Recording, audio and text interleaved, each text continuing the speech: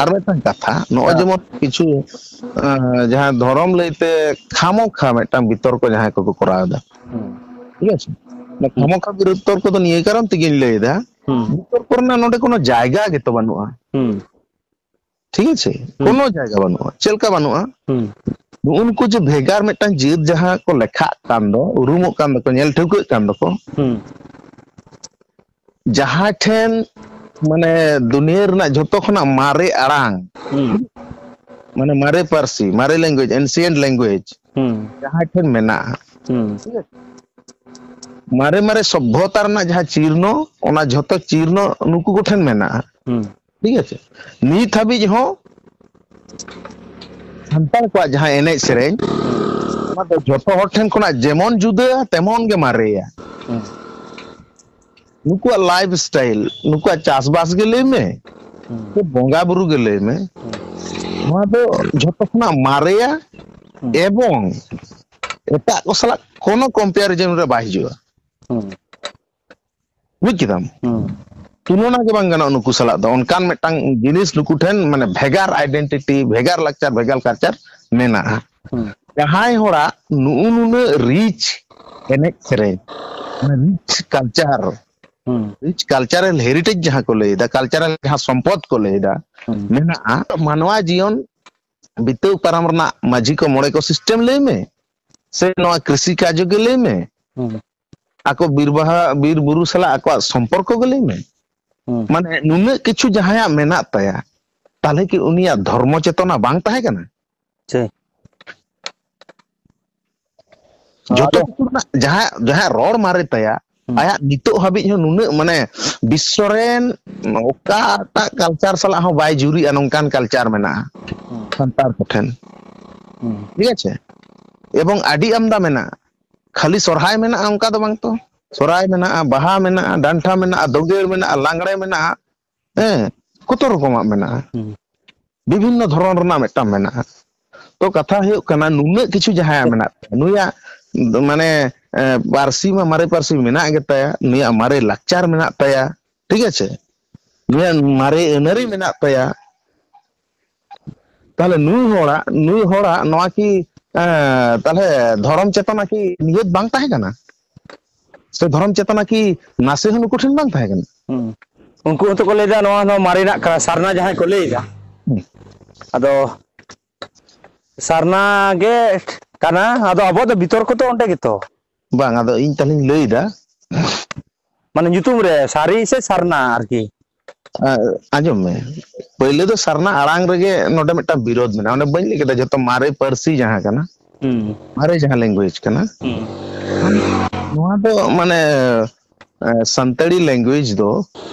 Nizar Meta जेती को language कना तो संताड़ी लैंग्वेज तो आर मुंडा को बांग कना बा संताड़ी लैंग्वेज तो आर ओरांग को दो बांग कना संताड़ी लैंग्वेज तो लड़का को हो बांग कना संताड़ संताड़ी लैंग्वेज दो माने उनको गेलवार पर संताड़ जेत को आकना जहां तो ससांग माने ससांग बेडर को जाति लेन थे उनको जातिया कना ओना दो बुझदम उनको जातिया पारसी सला धर्म रना आड़ांग हम मिदुआ बुझो किदम पारसी सला धर्म रना आड़ांग मिदुआ धर्म रना कामी होरा को हम मिदुआ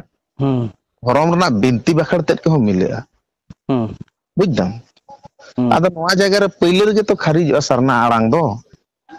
पहिले रे नवा तो खारिजो ठीक है और द्वितीय तो इनिन लैदा अब हयतो बु लೈ दाड़ेया जे संतार को आगे हयतो नुकु को मनावदा नवा सरना जहां कथा कना तो संतार को आड़ांग कना एवं आको जहां को लೈ कना जे किछु होड़ को लैदा तो जे मा नवा संतार को आगे कना संतार ताले इनी लेदा है तो संतार को धर्म मुडे उरांग लड़का महले महतो जहां तिने को होयछन उनको को मनावेदा इया कथा कना ओना तो को मना धर्म जदी को मनादा पारसी चिदा बको मनादा अच्छा धर्म जदी को मनादा संताड़ी रिचुअल्स चिदा बको मनादा और आरी चली जो धर्म जदी को मनादा संताड़ा आरी चली मेन दो माझी मोड़े सिस्टम आतो चिदा बको मनादा धारणा जुक्ति मा बनुआ नंग उनको बाको एम दाड़ेया नोडे के पूरा प्रमाण करना जे बांग नुकु तो संताड़ा तो का के बाको मनावा और नोदा संताड़ा हो बांग करना नोदा आकोआ कांते आको को मनाव दाड़े करना आकोआ हो करना से बांग करना ओना हो किंतु विचार जो विषय करना आरकी कामी के बाय जुरी कांत को ठीक है चे उरंग को सला लड़का को कमी बाय जुरिया लड़का को सला मुंडे को कमी बाय जुरिया मुंडे को सला उरंग को कमी बाय जुरिया तले नुकु नोआ चिकते जुरी तको आरकी नोआ चिकते मिदु तको बाय मिदु नोआ दो बुझाम ताहले नोडे तो माने नोडे के तो माने ओना मा खरी जो कान दो बा तो आको को ले जा आको जुक्ति हिसाबते रे रे खरी है आको जुक्ति लेकाते उनको दो आको लेका को कराव दाड़िया आको लेका को बंगा बुरु दाड़िया मेनखान धर्म दो नोआ कान तको ओना दो ताले आमा दो भेगार दो कारे होइन तमा बाबू इंदिन लई कना दुनिया रेना तारा साम्राज्य इंग्रेज को हाथ रे ताहे कना तो मेटांग अक्तो उनको चेक एमन दाय होयात कोआ जे उनको सांतार दो भेगार का को भेगार ते उदुक का करना चेक एमन दाय लगावत को थाना दाय दो बांग लगावत को थाना उनको दो उनको को नेल ठेव को लेत को नुकु दो दुनिया रे माने भारत दिसम रेन से दुनिया रे जहां तने जति गे आको समांग रे को नेल काट को उनको खना उनको जति दो को भेगार गे बुझदम नुकु दो झोतो तके को भेगारा ओय किदाम नुकु धर्म पतियो नुकु धर्मारी नुकु रोड नुकु लांदा नुकु एने सेरेन नुकु जीवन यापन ना स्टाइल बुझदम ओनाते नुकु संतार दो एटा को सला घाला घाली काते नुकु महत्व ते बुझदम नुकु गौरव जहां कना आरकी ओना गौरव खाटो से ओना गौरव दो लेया माने धिंगल धसल माने धिंगल संगाल का लगी कारबार तो बाबू करा लखन के गानो अंत तो संतार को दो बेटा तो को कारबार दड़े गया लेकिन संतार होई कते आम आमा ओड़ा रे छुरीम चलावा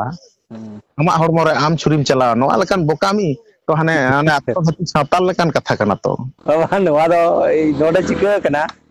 माने नोआ से धर्म निये एमन मिटे किछु हर को हेज कना माने लिखवे मी आरकी हे इन नोआ लई गो का खन ओना गे उनी जेमन हने साधु सावताल ले इये का दो माने राम धर्म में उन लो अथुती का दो आदो आम जदी आम दो माने आजम में विभिन्न को लई दड़े गया कुछ आदो जुक्ति बनु दो लई में मेनखान आजम में इन चीन लेदा कथा हुई कना बेटा पागला हो बोका दड़े आडी किछु आदो पागला कथा तो चला कान दो आदो उनी हतो ओना रे अनुसरणकारी कान खाने चला आय मानवा से मानमिया तो विचार गेन मेटांग मेना मानमी दो सरेस जियली के मध्य सरेस जिन ये कना बोन आरकी सरेस कना बोन ठीक है नुकुआ ब्रेन नुकुआ कमी ठीक है नुकुआ माने चेतना बोध आर को जियली खन आडी सरेस को बुझदम आर नुई जियली जदी मेटन मानवा लेका आ जदी आया चिंता चेतना ते मेटन जिनिस बुझ आर बाडाय ना दाड़े बांग हुई या ताले नुई में हानकु समान एंतोय नुई में ताले हानकु समान तो नुकु जेमन डांगरी को बाको बुझा आरो एटा जियले को तारु को हडगार को नुकु जेमन उन बाको बुझा आमुया ओना पर्याय रे तालेम चला ठीक है मानवा तो सरस जियली नुकु विचार गेन नुकु बुद्धि दीप्त दाड़ेते नुकु आडी किछु थुं के उद्योग कदा इतने पंगा बाबू नेल जाम दा आम चिंता चेतना सला दो आर को जहां मेना को जियली उनको लिखा चेदा आम ये नार आमा चिंता चेतना दो सरस गे तमा तो आमा चिंता चेतना जदि आदर्श जियली लिखम हम तुले जोखाय तमा तले नोवार ना दाय दो माने माने माने नुकु मानवा ठन दो चेदा आम घाड़म ये दा आम ठन ताय कानी Amak brain baik kami ida. Mesti am hoito eta jieli lekam karbar dare ta bole meta jaha brain kami kena sharp brain ni hom am do onar samil ke erna am karbara ona do bang kena onate jahaya cetona bod menak takwa ona jinis do ठीक ge menak बिचेर जुदी balm माने बिचेर ज्ञान जुदी balm तहना ताले आम दो ओना रना सिद्धांत रे बाम उपनीत दाड़े बाम सेटर दाड़े ताले कि उड़ीसा दो चेतना दो पूरा को आच चबा कदा पूरा फुल फिल को ले तो ताकि हिसाब ते तो बइन लेया ओंडे हुमना को हर ठीक है उनको हर होसा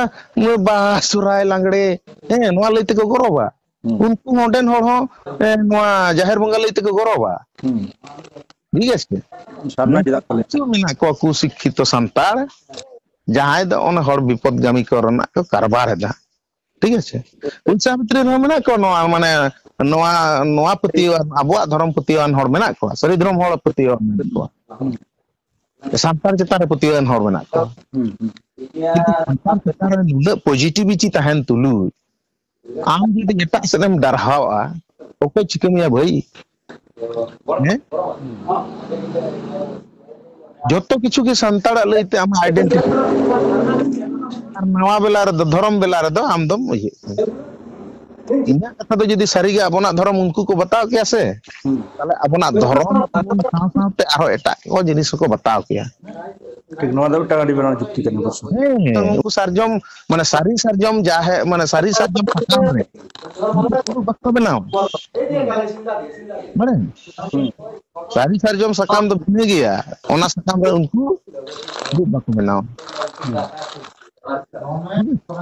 माने अब ओना के चदा प्रयोजन होइना सारी सरजम सकाम के चदा प्रयोजन एटा सकाम तो को ये के माने नेल में प्राकृतिक तीन मेल बंधन अब आमेना अब नो अब ना गरब कना आम जदिम ले हनकु आह गरब कना ओना द इन चदा पति या इन्या जिनिस हनकुआ धन कना ओना लई त इन चदा इन ले आम लकान बोका मेना को आम साला उन मारंग मेटंग ये कनाम हैं ताबल जिन क्या तो आइडेंटिटी वाला जेत कनाम हम तो हमारा अगर कुंबड़ो के हाथ ये ओना माता लगते अने परन्यु लेकाम ये इदा ओरा ना धन संपद काते नीलम काते हम ये इदा हमको सला परन्यु दुलु बखना नंकान कथा कना तो ओ जतो मकरिनी काते अकरिन चबाय दा मारकी तान तुलु आम गे परम किरिnya को कना बरो मारा नंकान कथा कना तो नोआ होलाइनो वीडियो नेले थाया बुझो आराम ले दा इन बंचा तीसो बम बंचा आरकी आम मोने दा मोड़ा ना बंदोक कते ओड़ा ना अकरिन कते हानि मताल सला परन्यु कते इन बंचा हे जु खना इन बंचा आदो खना इन ये डहार नि हिजुआ सारी डहार नि हिजुआ ओना बाम दाड़े आरकी एनु को कुठिन को आंधा चंदो लेकिन मिटाम भागे हर जदी माताल सला मेसा खान द चेम चिके दाड़े मसले